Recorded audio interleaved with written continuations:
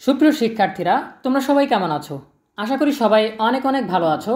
তোমরা সবাই জানো যে নতুন শিক্ষাক্রমের মূল্যায়ন পদ্ধতি নিয়ে নতুন নতুন সিদ্ধান্ত আসছে। সো আমরা প্রায় চূড়ান্ত একটা সিদ্ধান্ত পেয়ে গেছি যে নতুন শিক্ষাক্রমে মূল্যায়ন কিভাবে করা হবে, লিখিত পরীক্ষাটা কিভাবে নেওয়া হবে, কতক্ষণ সময় দেওয়া হবে, প্রশ্নের ধারা ও মানবন্টন কীরকম হবে, পাবলিক পরীক্ষাগুলোতে প্রশ্ন কীরকম হবে, এই সবগুলো বিষয় নিয়ে সামগ্রিক এক আলোচনা করব আমাদের আজকের ভিডিওতে। শুরু করার আগে সবার কাছে ছোট্ট একটা রিকোয়েস্ট করছি, যারা এখনও আমাদের চ্যানেলটিকে সাবস্ক্রাইব করোনি তারা এখনই সাবস্ক্রাইব করে রাখো, তাহলে পরবর্তীতে তোমাদের জন্য প্রয়োজনীয় সকল শিক্ষণীয় আপডেট, সকল পরামর্শ সবার আগে পেয়ে যাবে। তাহলে চলো আমরা দেরি না করে সরাসরি মূল টপিকে চলে যাই। এখানে তোমরা একটি নিউজ দেখতে পাচ্ছ, নতুন শিক্ষাক্রম মূল্যায়নে লিখিত পরীক্ষাও থাকছে, তবে প্রশ্ন ও উত্তরের ধরন হবে ভিন্ন। সেখানে কিছু কি পয়েন্ট দেয়া আছে। শুধু দশমের পাঠ্যসূচিদের ভিত্তিতে মাধ্যমিকের পাবলিক পরীক্ষা, প্রতিটি বিষয়ে এক কর্মদিবসে মূল্যায়ন হবে 5 ঘন্টায়। নম্বর 9, রিপোর্ট কার্ডে শিক্ষণকালীন মূল্যায়ন ও পাবলিক পরীক্ষার মূল্যায়নের ফল। 3 বিষয়ের বেশি খারাপ করলে কলেজে উত্তীর্ণ নয়। পাবলিক পরীক্ষার মূল্যায়ন কাঠামোর সঙ্গে মিল রেখে বিদ্যালয়ের বিভিন্ন শ্রেণীর মূল্যায়ন কার্যক্রম পরিচালিত হবে। সো এই ছিল সংক্ষেপিত, আমরা বিস্তারিত আলোচনা করব। বিস্তারিত জানার জন্য আমরা একটু নিচে স্ক্রল করছি। নতুন শিক্ষাক্রম অনুযায়ী দশম শ্রেণীর শেষে মাধ্যমিক যে পাবলিক পরীক্ষা বা মূল্যায়ন হবে তাতে লিখিত পরীক্ষাও থাকছে। প্রকল্পভিত্তিক কাজ, অ্যাসাইনমেন্টে সমস্যার সমাধান ইত্যাদির পাশাপাশি একটি অংশের মূল্যায়ন হবে লিখিত পরীক্ষার মাধ্যমে। তবে এই লিখিত পরীক্ষার প্রশ্নপত্র ও উত্তর দেওয়ার ধরন এখনকার মতো মুখস্থ নির্ভর হবে না। একজন শিক্ষার্থী যেসব অভিজ্ঞতা অর্জন করবে সেগুলোই মূলত সৃজনশীল উপায়ে লিখতে বলা হবে। এজন্য প্রশ্নও করা হবে তার আলোকে।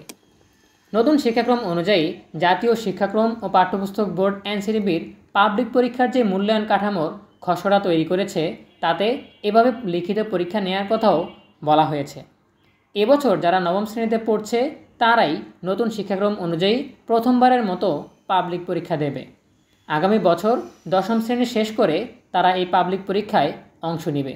এজন্য চলতি বছরের শেষে পরীক্ষামূলকভাবে পাবলিক পরীক্ষার আদলে নবম শ্রেণীর বার্ষিক মূল্যায়ন কার্যক্রম পরিচালনা করা হবে।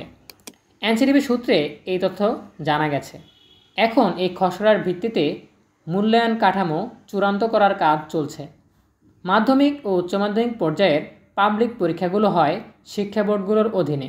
শিক্ষা বোর্ডগুলোর সমন্বয় কমিটির প্রধান ও ঢাকা শিক্ষা বোর্ডের চেয়ারম্যান অধ্যাপক তপন কুমার সরকার বলেন, মূল্যায়ন পদ্ধতি এখনও চূড়ান্ত হয়নি, তবে চূড়ান্ত করার বিষয়ে আলাপ আলোচনা চলছে। আলাপ আলোচনার মাধ্যমে একটি ভালো কিছু হবে বলেই আশা করছেন। গত বছর থেকে প্রাথমিক ও মাধ্যমিক স্তরে নতুন শিক্ষাক্রম বাস্তবায়ন শুরু হয়েছে। প্রথম বছর প্রথম, ষষ্ঠ ও সপ্তম শ্রেণীতে নতুন এই শিক্ষাক্রম শুরু হয়। আর এবছর নতুন করে দ্বিতীয়, তৃতীয়, অষ্টম ও নবম শ্রেণীতেও চালু হয়েছে এই শিক্ষাক্রম। পর্যায়ক্রমে 2027 সালে দ্বাদশ শ্রেণীতে চালু হবে নতুন শিক্ষাক্রম। এই শিক্ষাক্রমে শিক্ষার্থীদের মূল্যায়নের বড় অংশ হচ্ছে শিক্ষা প্রতিষ্ঠানে ধারাবাহিকভাবে বা শিক্ষণকালীন মূল্যায়ন।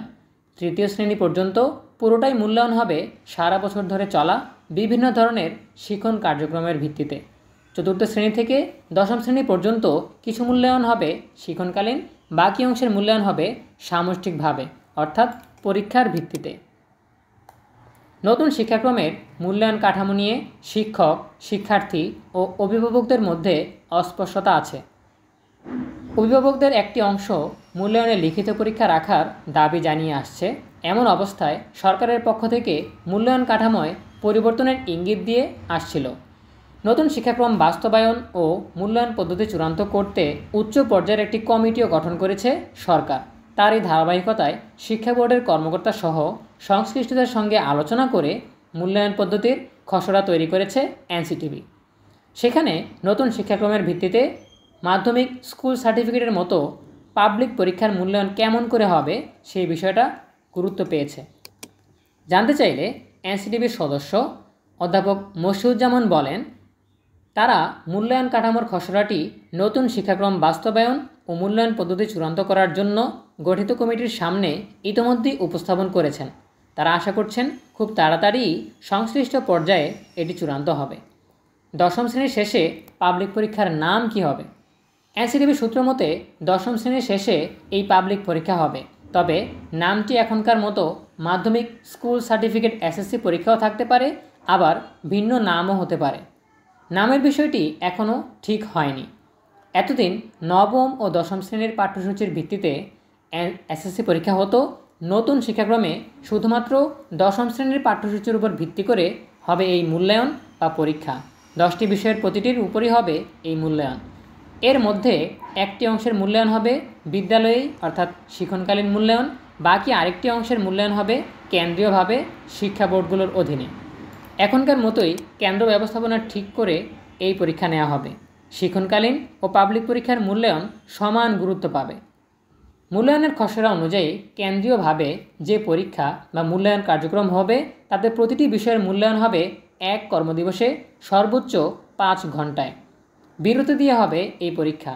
এর মধ্যে একটি অংশের মূল্যায়নে অনুসন্ধান, প্রদর্শন, মডেল তৈরি, উপস্থাপন, পরীক্ষণ, পরিকল্পনা প্রণয়ন ইত্যাদি বিষয় থাকবে।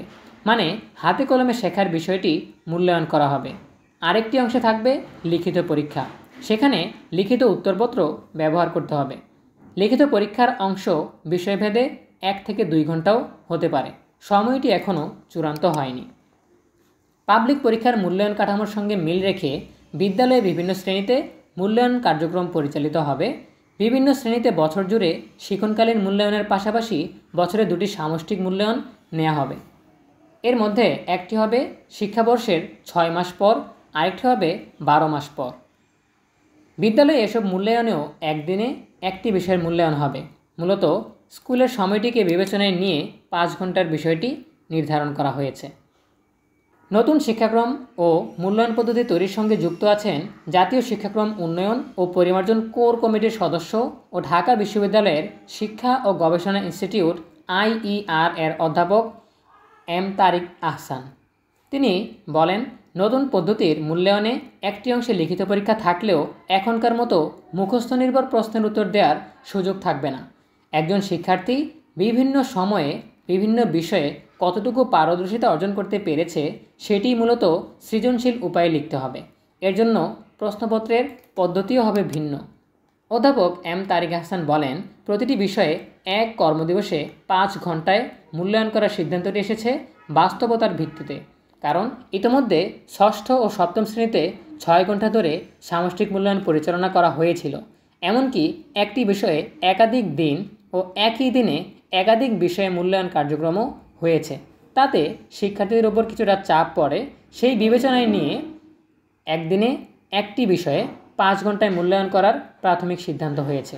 এটি এমনভাবে করা হচ্ছে যাতে শিক্ষার্থীরা চাপ অনুভব না করে। আর এই 5 ঘন্টায় শিক্ষার্থীরা কেবল লিখিত পরীক্ষা দিবে না, তারা নানা রকম হাতে কলমে কাজেও নিয়োজিত থাকবে এবং এর মধ্যে বিরতিও থাকবে। এখানে একটা রিপোর্ট কার্ড দেখা যাচ্ছে, রিপোর্ট কার্ড 2025, ঠিক আছে। সেখানে পারদর্শিতার ক্ষেত্র 1, পারদর্শিতার ক্ষেত্র 2, পারদর্শিতার ক্ষেত্র 3, এভাবে প্রত্যেকটা বিষয়ের জন্য পারদর্শিতার ক্ষেত্র থাকবে। বিষয় 1, 2, 3 আমরা দেখতে পাচ্ছি এখানে। সো প্রশ্নপত্র কীরকম হবে এবার আমরা সেটাই জানার চেষ্টা করব। যেভাবে প্রশ্নপত্র তৈরি হবে, এনসিটিভির খসড়া মূল্যায়ন কাঠামো অনুযায়ী বরাদ্দ করার সময় এবং শিক্ষার্থীর সক্ষমতা বিবেচনা করে বিষয়ভিত্তিক প্রশ্নপত্র তৈরি করা হবে। শিক্ষা বোর্ডের নির্বাচিত ও প্রশিক্ষিত বিষয়ভিত্তিক প্রশ্নপত্র প্রণয়নকারী ও পরিশোধনকারী বা মডারেটর প্রয়োজনীয় নির্দেশনা চেকলিস্ট সহ প্রশ্নপত্র তৈরি করবেন। এই চেকলিস্টে 2টি অংশ থাকবে, পর্যবেক্ষণ ছক, যা প্রত্যাবেক্ষক অর্থাৎ পরীক্ষার কেন্দ্রের দায়িত্বপ্রাপ্ত শিক্ষক কেন্দ্রে শিক্ষার্থীর পরিদর্শিতা, উপস্থাপন, প্রদর্শনী ইত্যাদি পর্যবেক্ষণ করে একটি অংশের মূল্যায়ন করবেন। আরেকটি অংশ পরীক্ষক লিখিত মূল্যায়ন করে পূরণ করবেন। পরীক্ষক কোনো শিক্ষার্থীর পর্যবেক্ষণ ছকে প্রাপ্ত তথ্য এবং লিখিত উত্তরপত্র মূল্যায়নের ছকের বিবেচনা করে নৈপুণ্য অ্যাপের মাধ্যমে, অর্থাৎ মূল্যায়নের ফলাফল যেই অ্যাপের মধ্যে সংরক্ষণ করা হয় সেই অ্যাপে পারদর্শিতার নির্দেশক অর্থাৎ PI ইনপুট দেবেন। তাতে এখনকার মতো কোনো নম্বর ব্যবস্থা থাকবে না। এনসিটিভি বলছে প্রতিটি পরীক্ষার শুরুতে পরীক্ষার্থীর কী পারদর্শিতা মূল্যায়ন করা হবে তা দায়িত্বপ্রাপ্ত শিক্ষক পরীক্ষার্থীদের স্পষ্ট জানিয়ে দিবেন। বিষয়ের ভিন্নতা অনুযায়ী কাগজ, পরীক্ষণ, মডেল, নকশা, গ্রাফ ইত্যাদি তৈরির জন্য প্রয়োজনীয় উপকরণের ব্যবস্থা থাকবে পরীক্ষার কেন্দ্রে। শিক্ষা বোর্ডই কেন্দ্র ঠিক করবে, তবে শিক্ষার্থীদের নিজ প্রতিষ্ঠানে কেন্দ্র হবে না, এখনকার মতো অন্য প্রতিষ্ঠানে কেন্দ্র হবে। মোদ্দা কথা, পরীক্ষা নেওয়ার ব্যবস্থার কাজটি এখনকার মতোই শিক্ষা বোর্ডগুলো করবে। এদিকে পাবলিক পরীক্ষার মূল্যায়ন কার্যক্রম পরিচালনার জন্য আগেই রিসোর্স পুল গঠন করা হবে। আগামী মে মাসে কর্মশালার মাধ্যমে তাদের প্রস্তুত করা হবে। শিক্ষার্থীর বৈচিত্র্য, চাহিদা ও সক্ষমতা বিবেচনা করে মূল্যায়ন বা পরিকল্পনা পরীক্ষা কার্যক্রমের কৌশলে নমনীয়তা ও বিকল্প উপায়ও রাখা হবে বলে জানিয়েছে এনসিটিভি। এরপর নবম শ্রেণীর ভিত্তিতে নিবন্ধন নিয়ে আমরা জানব। এখন একজন শিক্ষার্থী এসএসসি পরীক্ষা দিতে পারবে কি না সেটি নির্ভর করে দশম শ্রেণীতে হওয়া নির্বাচনী পরীক্ষা বা টেস্ট পরীক্ষার ভিত্তিতে। কিন্তু নতুন শিক্ষাক্রমের আলোকে একজন পরীক্ষার্থী দশম শ্রেণী শেষে পাবলিক পরীক্ষা দিতে পারবে কি না সেটা নির্ভর করবে নবম শ্রেণীতে বিদ্যালয়ে হওয়া শিক্ষণকালীন মূল্যায়নের উপর।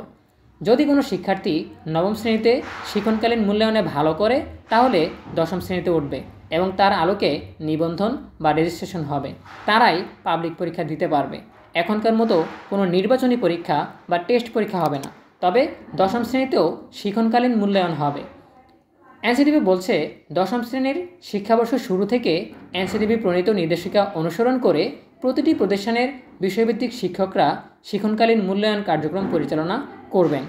প্রতিটি শিক্ষণ অভিজ্ঞতা শেষে বিষয়ভিত্তিক শিক্ষক প্রণয়নের ভিত্তিতে পারদর্শিতা নির্দেশক পিআই অনুযায়ী নৈপুণ্য অ্যাপে ইনপুট দিবেন এবং প্রমাণগুলো সংরক্ষণ করবেন। তারপর শিক্ষা বোর্ড নির্বাচিত বিষয়ভিত্তিক মূল্যায়নকারীরা অর্থাৎ সংশ্লিষ্ট শিক্ষাক্রমের বা শিক্ষা প্রতিষ্ঠানের বাইরের লোকেরা শিক্ষা প্রতিষ্ঠানে গিয়ে দৈব চয়নের ভিত্তিতে নমুনা নিয়ে শিক্ষণকালীন মূল্যায়নের প্রমাণ যাচাই করবেন। এরপর যে বিষয়টা নিয়ে আলোচনা করা হয়েছে সেটা হচ্ছে 7 স্কেলে রিপোর্ট কার্ড। এনসিটিভির খসড়া মূল্যায়ন কাঠামো অনুযায়ী মূল্যায়ন বা পরীক্ষা শেষ হওয়ার নির্দিষ্ট সময়ের মধ্যে ট্রান্সক্রিপ্ট বা রিপোর্ট কার্ড তৈরি হবে। ট্রান্সক্রিপ্টে একজন শিক্ষার্থী বিভিন্ন বিষয়ে পারদর্শিতা কতটুকু অর্জন করলো তার তথ্য উল্লেখ থাকবে। আর রিপোর্ট কার্ডে শিক্ষণকালীন মূল্যায়ন ও পাবলিক পরীক্ষার মূল্যায়নের জন্য আলাদাভাবে 7টি স্কেলে ফলাফল প্রদর্শন করা হবে বা প্রকাশিত হবে। 7টি ছকের মাধ্যমে এই 7টি স্কেল বোঝানো হয়েছে। নির্ধারিত পারদর্শিতা অনুযায়ী ছকগুলো পূরণ করা হবে। তাতে যোগ্যতা অনুযায়ী কোনো শিক্ষার্থীর 6টি করে পূরণ হবে, কারো বেলায় আবার তার কম বেশি হবে। ধরা যাক একজন শিক্ষার্থী নির্ধারিত সুযোগ অনুযায়ী 6টি পারদর্শিতা বা পারফরম্যান্স অর্জন করেছে, তাহলে 6টি ছক পূরণ করে একটি ফাঁকা রাখা হবে বা খালি রাখা হবে। এই রিপোর্ট কার্ডই সনদ হিসেবে বিবেচিত হবে বা সার্টিফিকেট হিসেবে বিবেচিত হবে। এরপর যে বিষয়টা বলা হয়েছে সেটা হচ্ছে 3 বিষয়ের বেশি খারাপ করলে কলেজে উত্তীর্ণ নয়। নতুন মূল্যায়ন কাঠামোর খসড়া তৈরির সঙ্গে যুক্ত একজন শিক্ষক বলেন, কোনো শিক্ষার্থী যদি 3টি বিষয়ে পারদর্শিতার প্রারম্ভিক স্তরে থাকে তাহলে তারা উপরের ক্লাসে যাওয়ার যোগ্যতা অর্জন করতে পারবে না। অর্থাৎ দশম শ্রেণীর শেষে যে পাবলিক পরীক্ষা অনুষ্ঠিত হবে তাতে কোনো শিক্ষার্থী 3 বিষয়ে এমন বেশি খারাপ করলে সে কলেজে ভর্তির সুযোগ পাবে না। শিক্ষাক্রম বিশেষজ্ঞ ও ঢাকা বিশ্ববিদ্যালয়ের আইইআরের সাবেক পরিচালক অধ্যাপক সিদ্দিকুর রহমান বলেন, মূল্যায়নে মিশ্র পদ্ধতি হতে পারে, কিন্তু সেটি অবশ্যই কার্যকরভাবে করতে হবে। লিখিত পরীক্ষার প্রশ্ন এমনভাবে করতে হবে যাতে শিক্ষার্থীর জ্ঞান, বুঝতে ও ব্যাখ্যা করতে বা বিশ্লেষণ করার ক্ষমতা ইত্যাদি যাচাই করা যায়। আর ধারাবাহিক মূল্যায়নের ক্ষেত্রে শিক্ষকদের সঠিকভাবে পরিচালনা করতে হবে। এই ছিল এখনকার আপডেট। আশা করি তোমরা বুঝতে পেরেছ যে পাবলিক পরীক্ষাগুলোতে কিভাবে মূল্যায়ন করা হবে। বিশেষ করে আজকের ভিডিও থেকে আমরা যেটা জানতে পারলাম, মাধ্যমিক স্কুল সার্টিফিকেট বা এসএসসি পরীক্ষা কিভাবে হবে নতুন শিক্ষাক্রমের আলোকে, প্রশ্নপত্র কীরকম হবে, পরীক্ষার ব্যবস্থাপনা কীরকম হবে, পরীক্ষার সময় কীরকম হবে, কি কি বিষয় কভার করতে হবে, লিখিত পরীক্ষা কী কী থাকবে, ব্যবহারিক পরীক্ষা কী কী থাকবে, এ বিষয়ে সম্পূর্ণ আলোচনা করলাম আমাদের আজকের ভিডিওতে। তবে সবশেষে বলে রাখি যে এই বিষয়গুলো এখনও চূড়ান্ত নয়। যে খসড়া বা ড্রাফট তৈরি করা হয়েছে সেই ড্রাফট থেকে আমরা এই তথ্যগুলো জানতে পেরেছি। যখন চূড়ান্ত ফর্ম চলে আসবে, যখন শিক্ষা বোর্ড থেকে নোটিশের মাধ্যমে চূড়ান্তভাবে জানিয়ে দেওয়া হবে, তখন এই বিষয়গুলো আমরা তোমাদেরকে নিশ্চিতভাবে জানিয়ে দিতে পারবো। সো নিশ্চিত তথ্যের জন্য অবশ্যই আমাদের সাথে থাকতে হবে। দেখা হচ্ছে পরবর্তী আপডেট নিয়ে নতুন কোনো ভিডিওতে। এ বিষয়ে তোমাদের নিজস্ব মতামত জানাতে পারো কমেন্টে। পরবর্তী ভিডিও দেখার জন্য সবাইকে আমন্ত্রণ জানিয়ে আজকের ভিডিও এইখানে শেষ করছি। ধন্যবাদ সবাইকে।